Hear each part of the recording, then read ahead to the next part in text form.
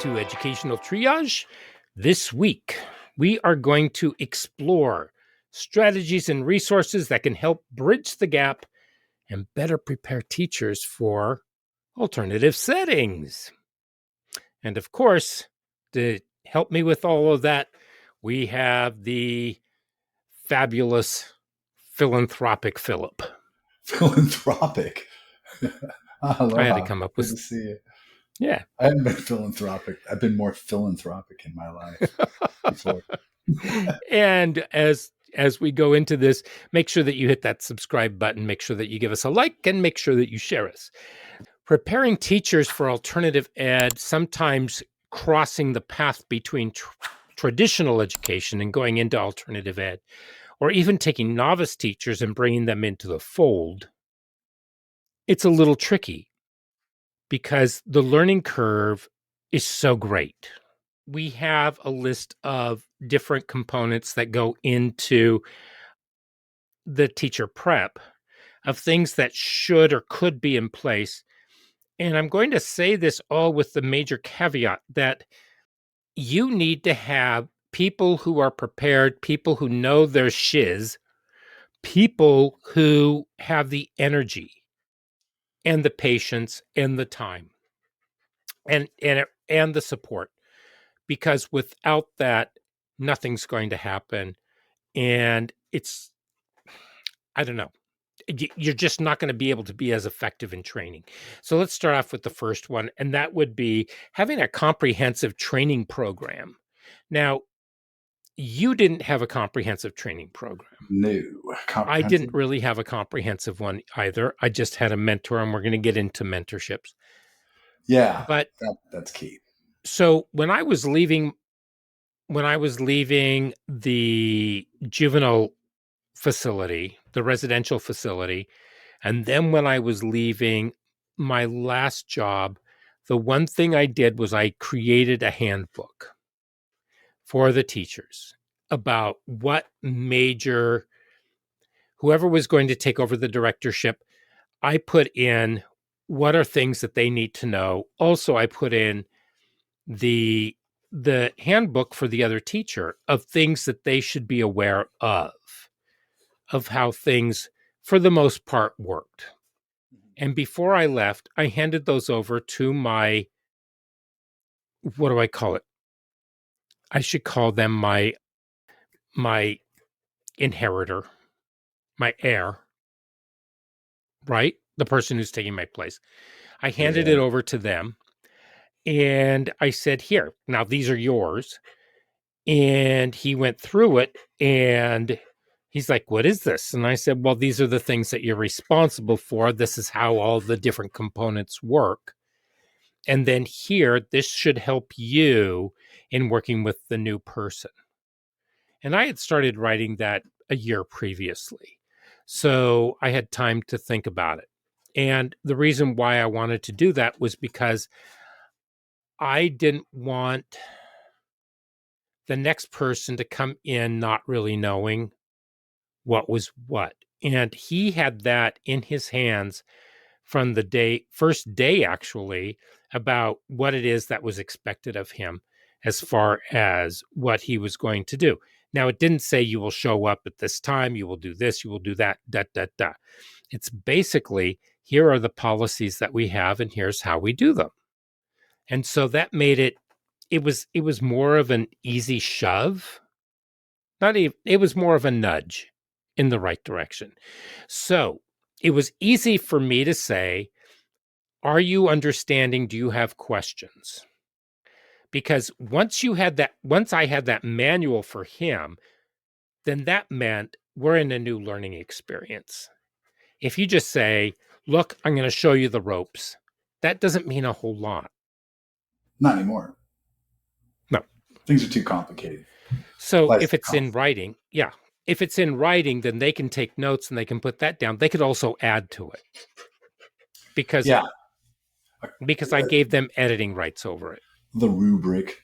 Yeah. There's also, I passed down a spreadsheet that actually got passed to me for grading that calculated and did really quite well and had some structures in place and taught them to my peers, and they sort of liked it. They sort of adapted it. It made grades go a lot smoother. Hmm. But yeah, so a lot of exchange of information is good. Specifically spelled out is better.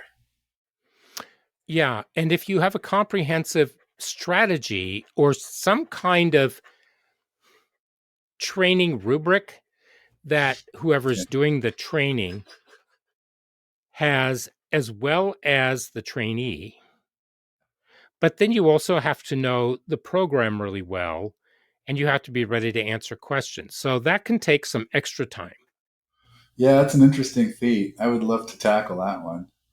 It's the sicko teacher in my mind going, okay, because that's a you, challenge. Let's try it. because the other things that you want to incorporate in there are the theoretical as well as the practical skills. Yeah. But you don't want to cover it with too much detail because you'll lose everything. So everything has to be sort of organized mentally for everyone to see it and work with it. There's a lot of flexibility in alternative ed anyway, but some things are tried and true. They're hard to explain though.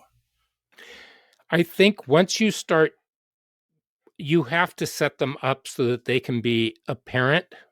It, So you learn by doing. yes, And that's where definitely. the questions come in. How do you know X, Y, and Z is happening? Because here's what you look for, here's how you create it. I've learned a lot through just doing and failing forward and learning that way. And also having the kids tell me what's working for you and what's not working. What would you like on this? So I can take those projects, I can put them into a file folder or a binder for later use for curriculum. But I do that after I've gone through what the students have given me and I edit them and I try to make it better. And then when you try it again, just remember you don't have the same students. So you might want to see how that works for these new students and always be, even with your novice, if you're training somebody or if you're being trained, have questions and listen to the answers and try to work with those answers and see where you can go with it. Because alternative education you're not a know it all. You may know quite a bit. You may feel like it's your job to impart knowledge, but it's not really your job. Your job is to learn from the students and to see what works with the students and guide them through their journey of getting that knowledge. Teachers aren't know-it-alls. Yeah, they're facilitators and mentors and Right. things. Speaking of that, and we were going off that list. On the second part of this list would be mentorships, and I was reading that, and I wish I'd go back in time and had a mentor, and then I wished I could mentor somebody because that system's really important. I would have learned a ton had I had a go-to mentor person that was sort of going, oh yeah, that, yeah, here's how it works. And so, you want to get in by now, but da da da, oh, thank you. I was just kind of wondering. It's really helpful. I learned a lot of, speaking of making mistakes and falling forward or failing forward fast. Yeah, I learned that way too. Well, I was fortunate enough to be asked to mentor two different teachers, both of whom had very fragile egos, and neither one of them who could accept any of it. And they wanted to put themselves, they wanted to be top dog, but they never were going to be top dog. And because being top dog wasn't being top dog like they wanted. Being top dog was simply the person who handled all the dirty work and guided everybody, and trying to guide them didn't always work because they were always jumping the gun and trying to rush to be at the forefront of everything and to challenge. And so that doesn't always work. That You is have not a person I would like to work with at all. well, one I didn't have a choice in. Yeah, The second one, I was a little bamboozled. So you were it bamboozled. you never know because you think that you know somebody, it doesn't mean that they're the perfect choice. Absolutely. So, but mentoring somebody, you need somebody who's pliant and you need to be pliant. You need to be ready to learn and you need to be ready all the time to cast off old beliefs because Accept the they will, challenges. Yeah. yes. Yeah. So you're while you're apprenticing, yes, you know a lot. Yes, you may have done this in your student teaching. Yes, you may have done this in your classroom, but now you're in a completely different environment. So now you need to relearn. And if you're doing it correctly, sure, there's going to be some tension, there's going to be some stress, but when Oh, it flows beautifully. yeah. That's why I love it so much. And you can Yeah, get that way through any curriculum. You know, you're not bound by curriculum as tightly and things. It's a different right. learning environment. Yeah, It's I love it. right. And then the next thing that I think we need to talk about is establishing a professional learning community. Which is like almost my gaggle of what do I call it? A gang, the gang of mentors that I had. They were definitely a professional learning community. We had meetings every week. We shared Right. information. And what's really sad is that gaggle of which you speak, and for myself as well, they dwindled because they began retiring and they had all these years of experience with them and they started leaving. And then we had young upstarts who came in who thought that they knew best and they replaced alternative ed with traditional ed, They but with did. social justice. And while I'm Yes. not discounting social justice, I'm discounting the fact that they weren't there to learn, they were there to take over. They were. They weren't And to work with the they system didn't there. want to listen because they knew best what was going to happen. And so I tried to reach out and work with other people in the alternative ed community in the district that I worked in, and they put up a wall and they Mhm. said, no, no, no, we're fine. We're doing just fine where we are. We have it down. We know what we're doing. And what they were doing was they were doing everything on the computer. They were using a Online. computerized, everything was online. They And were I said, what using the about the online kids who don't platforms do that well come online? They in. said, well, they're going to have to learn it, aren't they? And I thought, well, no, because that's not fair to the kids. So we had a robust curriculum. And I was trying to share that with them, and they didn't want to hear any of it. And the district didn't want to hear any of it either because they didn't know any better. And they had a director of alternative education who didn't know any better as well and didn't who was never trained in alternative ed. He was a mainstream educator who found himself looking for a job, found it at an alternative school, and was there and thought, oh, this is really easy. I don't have to really do anything, just let everybody run it. And that was it. Not knowing better isn't the problem. I mean, I don't know better when I Well, it is first learn because if you anything. don't The know better, you need problem to is ask not questions. wanting to know any better, Exactly. not being willing to be flexible of mind to go, oh, yeah, maybe I should listen to some people because they might know something I don't.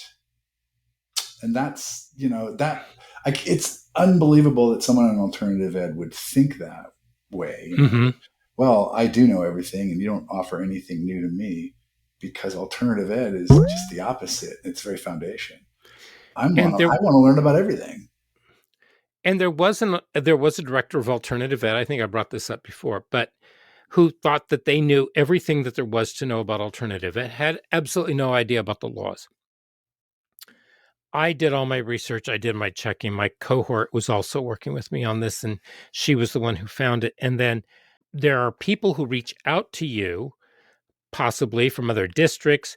We have the Department of Education who's reached out. We started the state organization. And so it's just finding these people and finding out what the alternative programs are and just getting in contact with them. You'll find that a lot of them want to share and a lot of them have a lot of questions Yeah. and they want to commiserate. Once you start building a network, it doesn't stop. And a friend of mine who I met through networking let me know about this other job and I applied for it.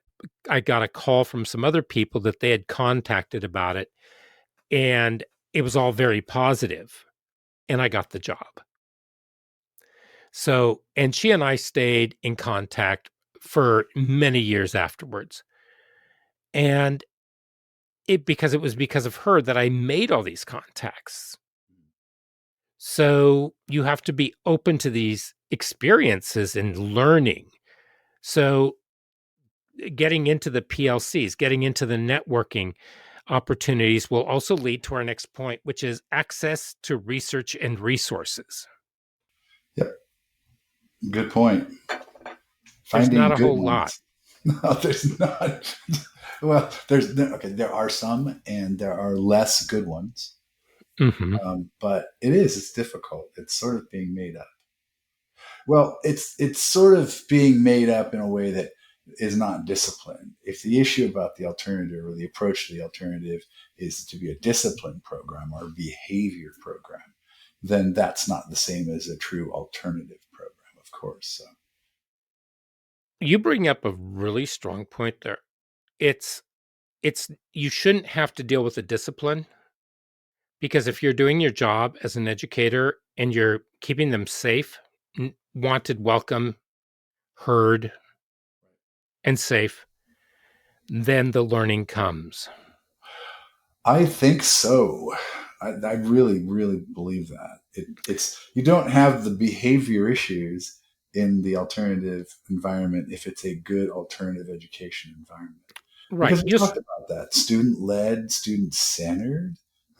You know, yeah, it's all those things lead to a comfortable place to learn for the student if you're doing it correctly. I mean, you still may have. We had two students who brought weapons to school, and they were both dealt with. We had another student who was angry, so angry that he tried to take me out with a car and he almost took out the director of the school. And then he sped off. And we didn't see him again. The last time I saw him, I know that he was in prison. I saw him appear on the news one night and that it was for murder. I have a But counter story where I had a young lady who was all over the place, chipper, and had tons of energy, and a little bit of an attitude. And she was a great student. I loved her. She loved being at the school. And one day she came in and said, "Look, my boyfriend bought me this Christmas present." I said, or birthday present. I said, "Oh, it's your birthday. Happy birthday!" Yeah. Do you want to see it? And I said, "Yeah." And she unzipped her backpack and pulled out a dive knife with a blade about 7 inches long. oh wow. It was like huge. It was like shoot, you unsheath this sucker. I go, dude, that's a weapon. And she goes, it is. I go, yeah. And so I went to my administrator, who just happened to still be in the building working. It was the evening school program. She's still working. And I told her what happened. She goes, okay, send her in here. I'm going to scare the bejeebas out of her and send her home and make sure, because technically, obviously, we could have called the SWAT on a knife like that. Oh The yeah. kid's just stupid. So we sent her home and she came out white. And I said, oh, good job. Scared the heck out of the kid. It's like, holy cow. The blade 8 inches long, big shiny one too. Hadn't been scratched.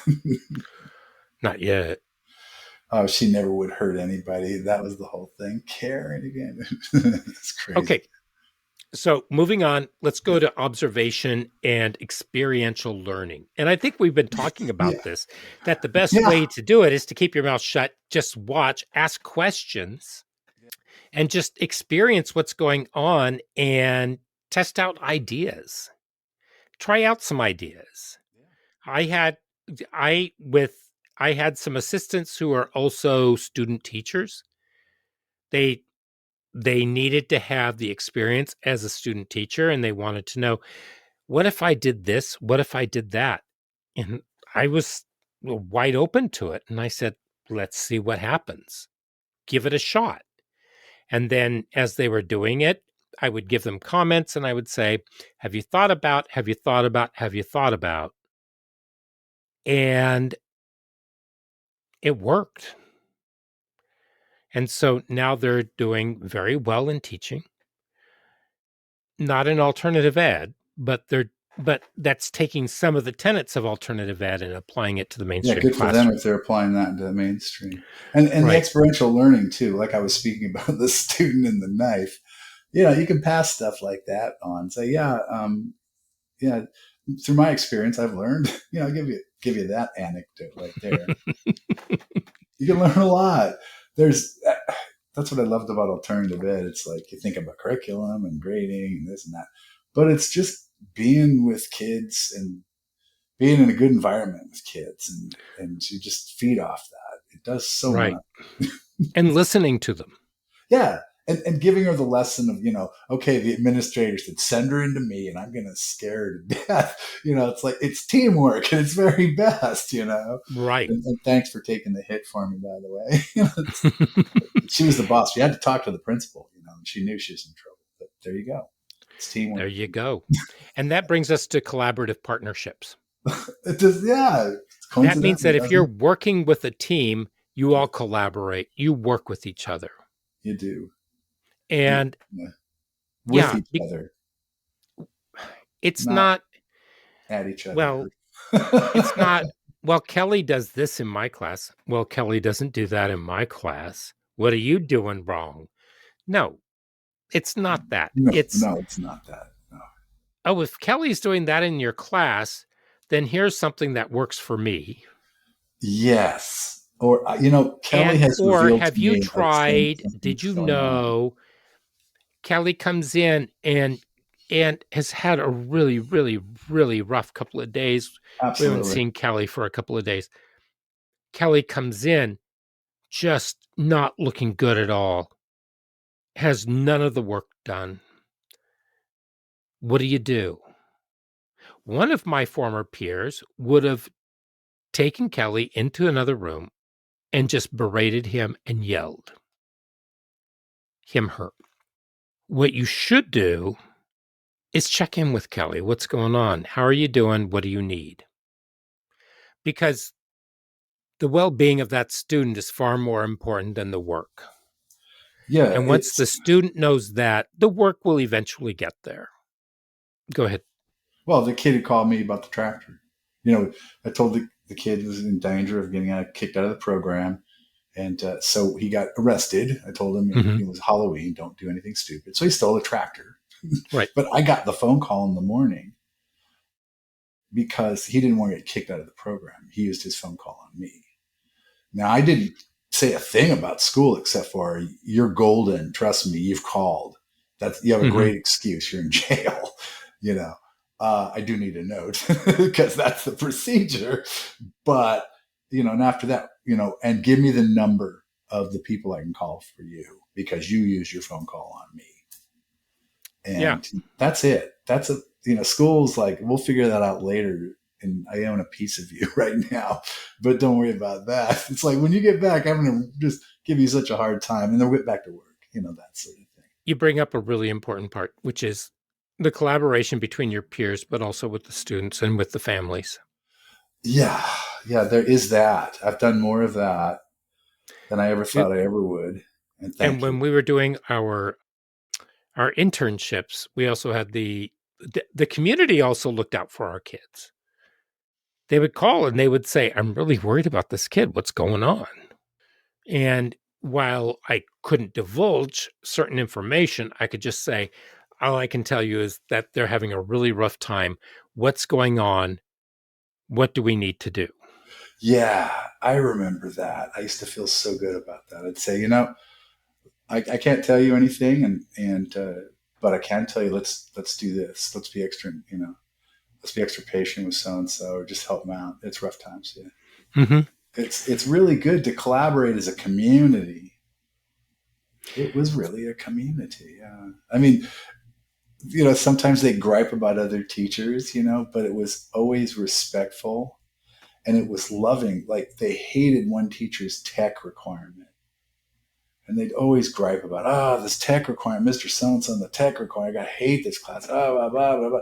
And later, of course, they're like, some of them even went into tech, it's like craziness, but they loved it. They knew it was valuable, but they complained and they knew it was a safe place. Like, if you say anything more, I'll tell Mr. Helix. Oh, he knows. Oh, still on that one. Yeah. That's out to you, CH. Okay, ongoing professional development. This is a really tricky one That one's really hard. because, well, we did something which was what was it called? Something college? Colleague Colleague college. college. Colleague college. Colleague college where we would teach each other something, or we'd all get together and we would learn about drug use and how those showed up on the UAs, because at that time UAs were being done. And in my last program, we had to do UAs because if they were going out in the community, and a lot of our jobs working around industry, they had to have, we had to know that they were clean.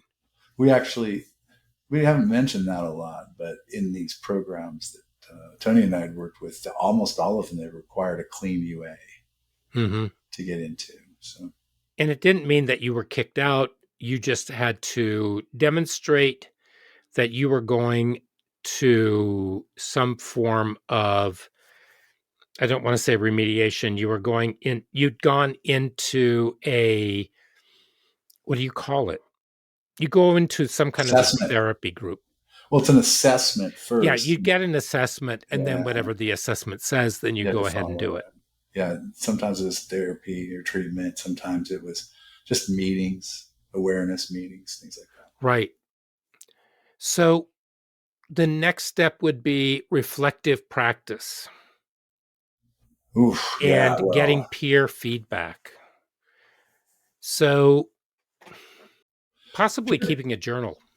peer feedback's a tough one because we all work in our own rooms. And then when you try to team teach, you're almost becoming a collaborative sort of unit. Hopefully. So, yeah, hopefully. And if you're doing it right, you're constantly like reviewing and counter reviewing and going, I think this, I think that. And so there's sort of like, Hmm. it's almost as if there needs to be a camera on the wall, God forbid, in the classroom. Say, I watched you and you did this and that. But I mean, I did that for grad school. I got filmed, but I'm not sure how effective it was. My master teacher, we would sit down, he'd say, okay, here's what I'm seeing. What do you think? What are your thoughts on this? And we would go through it, and I would say, okay, well, what would you like me to do? No. What do you think needs to be done? And it was always coming back on me. But That's always the I hardest. had, I was constantly having feedback.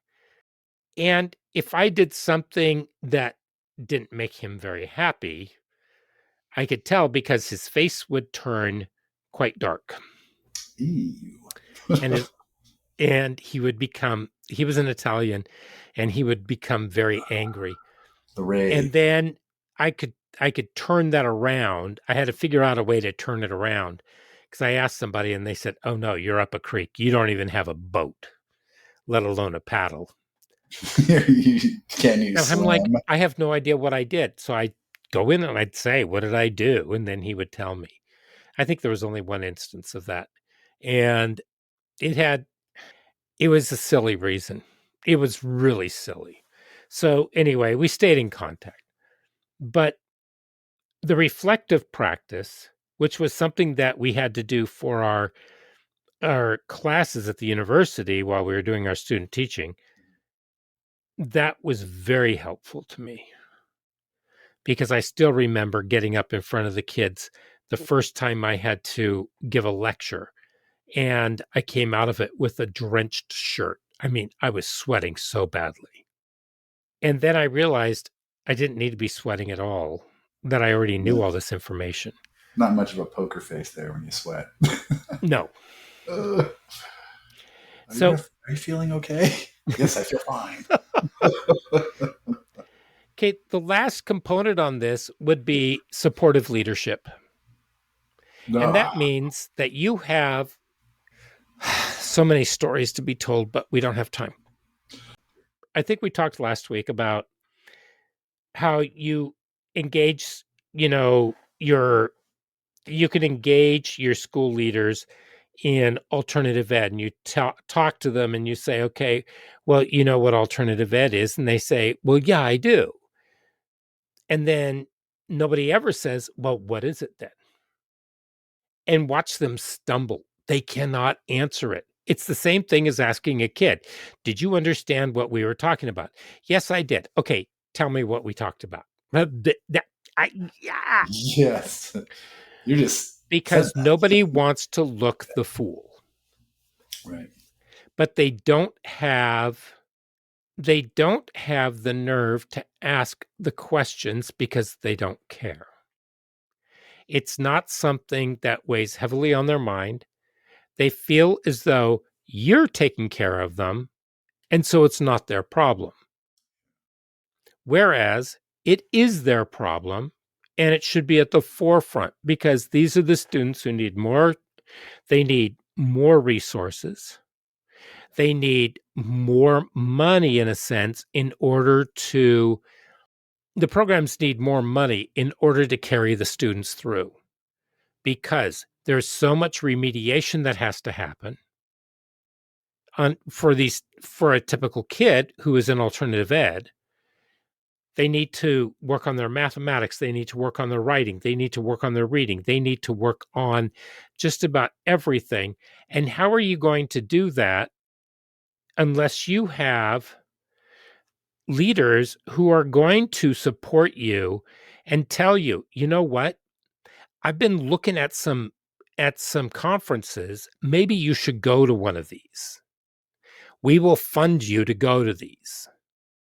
I have not heard one. I have never heard one leader in the district that I worked at for 30 years who ever said that to me. I had one. That person. She actually kind It of said, was I want you to go to this. I went, okay. okay, I take that back. There were two conferences, one that I got involved with, and I had somebody at district office who was on my principal's, my director's blacklist, and they didn't get along, but I was able to go between the two. And then there was a technology conference that I did go to. Hmm. But other than that, there was nothing that really affected me. And that really didn't have anything much to do with alternative ed and just had to do with technology. And so I had to pay for everything out of the funds that I had. And I was told, well, you already know where you need to go. So just do it. But it would have, and that was from one. But then for the next 15 years, not one person ever said, Yeah. here are some conferences. If anything, they demanded that I not go to any conferences. Yeah, I was asked, a couple of times, please do this.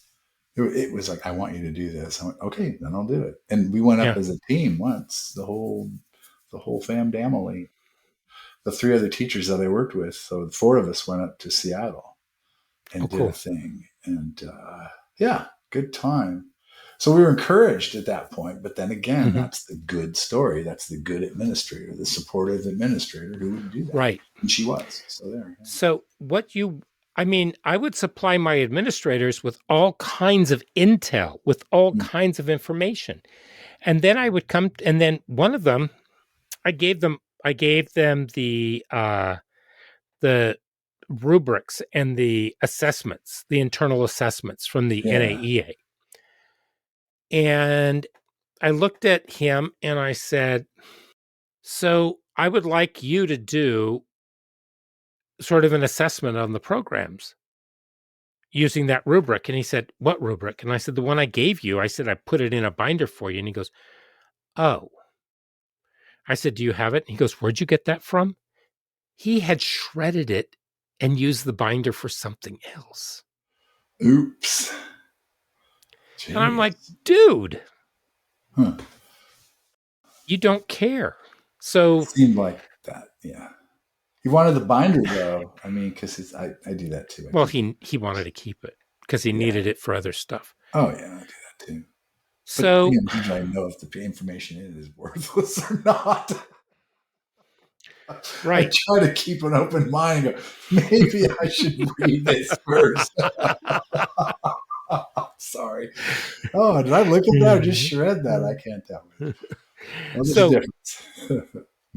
in conclusion for tonight's show, Yes. I would have to say the first thing to do is to leave your ego at the door. The second one is to remember you have 2 ears and 1 mouth for a reason. Third one is you have eyes, you have 2 hands. You can be journaling, observe, question, ask, learn. I don't Yep. care if you're 50 years old. I don't care if you're 25 years old. There's always something more to be learned. If people thought that you were the shiz before and that's why you're going into alternative ed, show them what makes you the shiz, Yeah. that you are open to learning, that you are open to change, that you can go in there and you can go into this new world without having to colonize it with your old beliefs. May I quote Jimmy Buffett? You Don't may. ever forget that you just may wind up being wrong. That's true. So keep an open mind. Exactly. I must So go through I think that everything is starting to meld all in together. So if you've I been want to paying know. attention to the other podcasts, if you've been watching the YouTube videos, you're pretty much caught up and things should probably start to, this isn't a word, is it? Gelatinate? Yeah, They but should, I'm not sure it's appropriate. I think, no, it's appropriate, but I think the Gelatinate, word that is actually, it begins to congeal, gel, to gel, gel, congeal. Yeah. to gel. Together. Yeah. There was this other word I came across. It's like a paradigm shift, only it was a better word. I must look it up. I must look it up. It was a better way of describing how you have when you change your paradigm, it's not easy. It's like, oh, well, that's different. I think I'll do it this way. If it's a really good paradigm shift, it's like, whoa, I have to look at everything kind of differently. And those are kind of the ways that alternative ed affect kids, I kind of try to grab them with that. Well, I have to look at it a different way. Yeah, you do. Yeah. You start looking at everything differently and you need to be creative. You do. Traditional ed saps the creativity, and It is alternative meant ed to. allows you to make it part of your life force. It is. And it's hard to know how to get kids and students and people to do that. So, yay, teachers, if you can do that. Yay. It's more than inspiration, it's instructed inspiration. True. So Yeah. remember to click that like button. Remember to click that subscribe button. And we will see you next week. Adios. Aloha. Hey, everybody. This is Tony. Thank you so much for watching the video. We've got more coming that go right along with this. So if you want to know what's next, go ahead, hit that subscribe button. Go ahead, hit that like button because that helps with the algorithm and that's what allows us to do this. So if you like what you see, share it, subscribe, and join us again when the next videos come. And we do have a catalog growing. So we hope to see more of you. Okay? Thank you.